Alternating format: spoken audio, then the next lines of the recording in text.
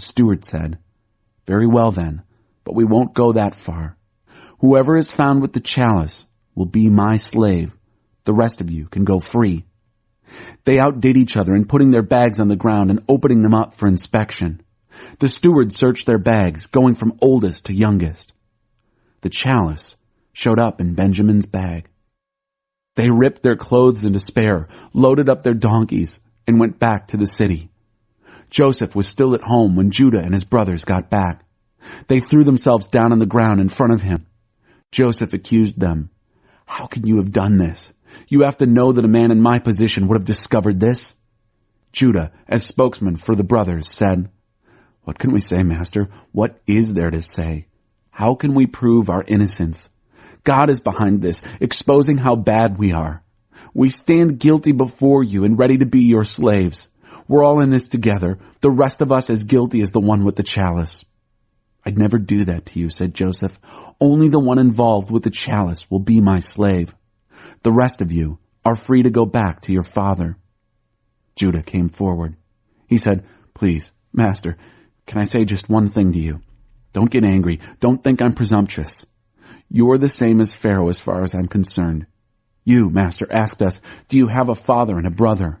And we answered honestly, 'We have a father who is old and a younger brother who was born to him in his old age. His brother is dead and he is the only son left from that mother. And his father loves him more than anything. Then you told us, 'Bring him down here so I can see him.' We told you, Master, that it was impossible. The boy can't leave his father. If he leaves, his father will die. And then you said, 'If your youngest brother doesn't come with you, you won't be allowed to see me.' When we returned to our father, we told him everything you said to us. So when our father said, 'Go back and buy some more food,' we told him flatly, 'We can't. The only way we can go back is if our youngest brother is with us. We aren't allowed to even see the man if our youngest brother doesn't come with us.' Your servant, my father, told us, 'You know very well that my wife gave me 2 sons. One turned up missing. I concluded that he'd been ripped to pieces. I've never seen him since. If you now go and take this one and something bad happens to him, you'll put my old, gray, grieving head in the grave for sure. And now, can't you see that if I show up before your servant, my father, without the boy, this son with whom his life is so bound up, the moment he realizes the boy is gone, he'll die on the spot. He'll die of grief, and we, your servants who are standing here before you, will have killed him. And that's not all. I got my father to release the boy to show him to you by promising, if I don't bring him back, I'll stand condemned before you, Father, all my life. So let me stay here as your slave, not this boy. Let the boy go back with his brothers.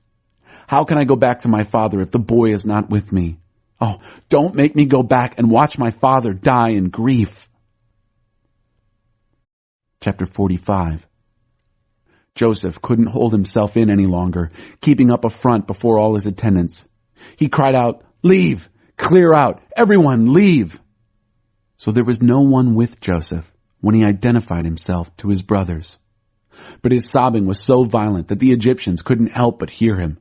The news was soon reported to Pharaoh's palace. Joseph spoke to his brothers.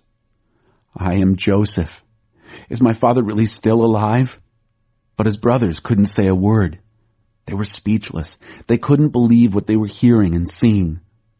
"Come closer to me," Joseph said to his brothers. They came closer. "I am Joseph, your brother, whom you sold into Egypt. But don't feel badly. Don't blame yourselves for selling me. God was behind it.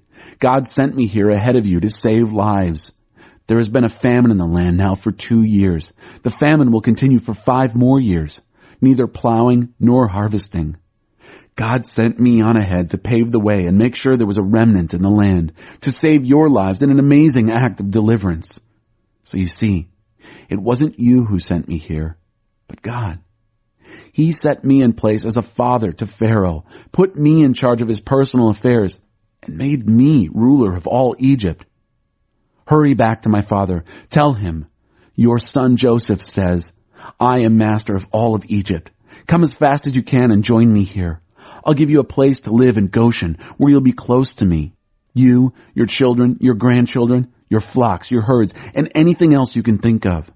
I'll take care of you there completely. There are still 5 more years of famine ahead.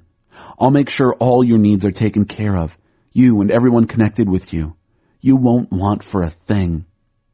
Look at me. You can see for yourselves, and my brother Benjamin can see for himself that it's me, my own mouth, telling you all this. Tell my father all about the high position I hold in Egypt. Tell him everything you've seen here." Then Joseph threw himself on his brother Benjamin's neck and wept, and Benjamin wept on his neck. He then kissed all his brothers and wept over them. Only then were his brothers able to talk with him. The story was reported in Pharaoh's palace. Joseph's brothers have come. It was good news to Pharaoh and all who worked with him. Pharaoh said to Joseph, "Tell your brothers, this is the plan. Load up your pack animals, go to Canaan, get your father and your families and bring them back here. I'll settle you on the best land in Egypt. You'll live off the fat of the land. Also tell them this. Here's what I want you to do. Take wagons from Egypt to carry your little ones and your wives and load up your father and come back. Don't worry about having to leave things behind. The best in all of Egypt will be yours." And they did just that, the sons of Israel. Joseph gave them the wagons that Pharaoh had promised and food for the trip.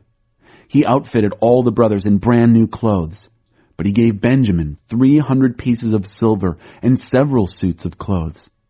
He sent his father these gifts: 10 donkeys loaded with Egypt's best products, and another 10 donkeys loaded with grain and bread, provisions for his father's journey back. Then he sent his brothers off. As they left, he told them, "Take it easy on the journey. Try to get along with each other."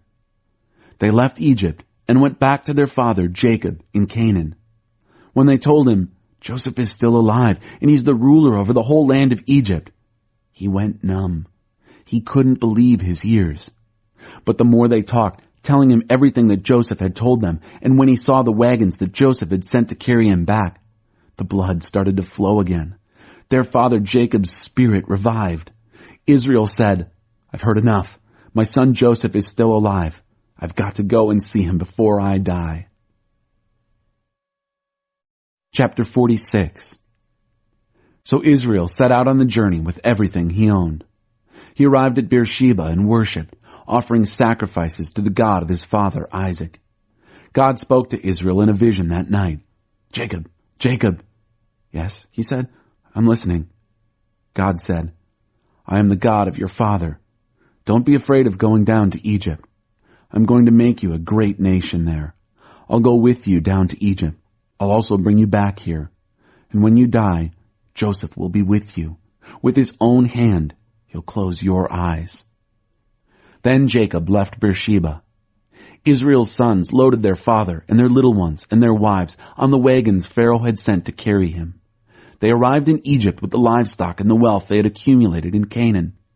Jacob brought everyone in his family with him, sons and grandsons, daughters and granddaughters, everyone. Jacob sent Judah on ahead to get directions to Goshen from Joseph. When they got to Goshen, Joseph gave orders for his chariot and went to Goshen to meet his father Israel. The moment Joseph saw him, he threw himself on his neck and wept. He wept a long time. Israel said to Joseph, "I'm ready to die. I've looked into your face. You are indeed alive." Joseph then spoke to his brothers and his father's family. "I'll go and tell Pharaoh, my brothers and my father's family, all of whom lived in Canaan, have come to me. The men are shepherds. They've always made their living by raising livestock. And they've brought their flocks and herds with them, along with everything else they own. When Pharaoh calls you in and asks what kind of work you do, tell him, 'Your servants have always kept livestock for as long as we can remember, we and our parents also.' That way, he'll let you stay apart in the area of Goshen, for Egyptians look down on anyone who is a shepherd." Chapter 47. Joseph went to Pharaoh and told him, "My father and brothers, with their flocks and herds and everything they own, have come from Canaan. Right now, they are in Goshen." He had taken 5 of his brothers with him and introduced them to Pharaoh. Pharaoh asked them, "What kind of work do you do?" "Your servants are shepherds, the same as our fathers were. We have come to this country to find a new place to live. There is no pasture for our flocks in Canaan. The famine has been very bad there. Please, would you let your servants settle in the region of Goshen?" Pharaoh looked at Joseph. "So, your father and brothers have arrived. A reunion. Egypt welcomes them. Settle your father and brothers on the choicest land. Yes, give them Goshen. And if you know any among them that are especially good at their work, put them in charge of my own livestock." Next, Joseph brought his father Jacob in and introduced him to Pharaoh. Jacob blessed Pharaoh. Pharaoh asked Jacob, "How old are you?" Jacob answered Pharaoh, "The years of my sojourning are 130, a short and hard life, and not nearly as long as my ancestors were given." Then Jacob blessed Pharaoh and left. Joseph settled his father and brothers in Egypt, made them proud owners of choice land. It was the region of Ramses, that is, Goshen, just as Pharaoh had ordered. Joseph took good care of them, his father and brothers and all his father's family, right down to the smallest baby. He made sure they had plenty of everything. The time eventually came when there was no food anywhere. The famine was very bad. Egypt and Canaan alike were devastated by the famine. Joseph collected all the money that was to be found in Egypt and Canaan to pay for the distribution of food. He banked the money in Pharaoh's palace. When the money from Egypt and Canaan had run out, the Egyptians came to Joseph. "Food! Give us food! Are you going to watch us die right in front of you? The money is all gone." Joseph said, "Bring your livestock. I'll trade you food for livestock since your money's run out." So they brought Joseph their livestock. He traded them food for their horses, sheep, cattle, and donkeys. He got them through that year in exchange for all their livestock. When that year was over, the next year rolled around, and they were back, saying, "Master, it's no secret to you that we're broke. Our money's gone, and we've traded you all our livestock. We've nothing left to barter with but our bodies and our farms. What use are our bodies and our land if we stand here and starve to death right in front of you? Trade us food for our bodies and our land. We'll be slaves to Pharaoh and give up our land. All we ask is seed for survival, just enough to live on and keep the farms alive." So Joseph bought up all the farms in Egypt for Pharaoh. Every Egyptian sold his land. The famine was that bad. That's how Pharaoh ended up owning all the land, and the people ended up slaves. Joseph reduced the people to slavery from one end of Egypt to the other. Joseph made an exception for the priests. He didn't buy their land because they received a fixed salary from Pharaoh and were able to live off that salary, so they didn't need to sell their land. Joseph then announced to the people, "Here's how things stand. I've bought you and your land for Pharaoh. In exchange, I'm giving you seed so you can plant the ground. When the crops are harvested, you must give 1/5 to Pharaoh and keep 4/5 for yourselves. For seed for yourselves and your families. You're going to be able to feed your children." They said, "You've saved our lives. Master, we're grateful and glad to be slaves to Pharaoh." Joseph decreed a land law in Egypt that is still in effect. 1/5 goes to Pharaoh. Only the priests' lands were not owned by Pharaoh. And so Israel settled down in Egypt in the region of Goshen. They acquired property and flourished. They became a large company of people. Jacob lived in Egypt for 17 years. In all, he lived 147 years.